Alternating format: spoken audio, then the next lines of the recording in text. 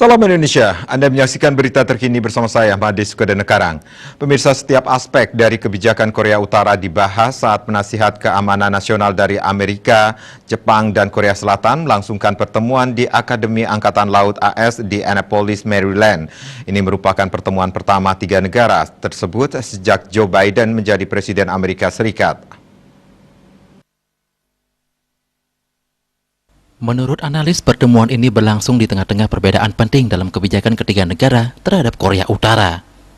Provokasi rudal Korea Utara baru-baru ini, tanggapan Pyongyang terhadap virus corona, dan pembicaraan diplomatik baru-baru ini antara Tiongkok dan Korea Utara menjadi bagian dari agenda pembicaraan.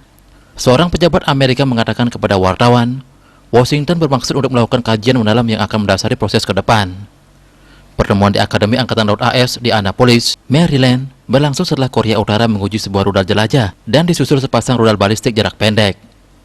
Menurut perkiraan Soo Mi-tae, peneliti senior dan kepala studi Korea di Center for Strategic and International Studies, tidak mungkin akan ada terobosan trilateral di Annapolis atau dalam tahun-tahun mendatang sebelum pemilihan Presiden Korea Selatan.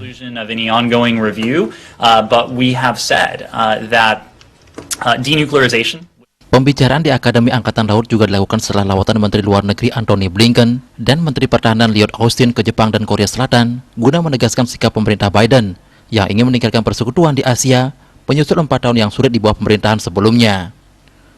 Pejabat pemerintahan senior tersebut mengatakan, pertemuan juga menyinggung isu-isu kawasan lain yang menjadi keprihatinan bersama, termasuk situasi tragis di Myanmar dan kegiatan Beijing yang meningkat di Laut Cina Selatan.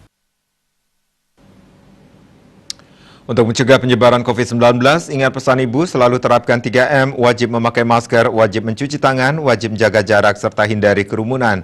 Dengan penerapan perilaku 3M, Indonesia segera terbebas virus corona menuju Indonesia maju. Tetaplah bersama Bali TV. Salam Indonesia.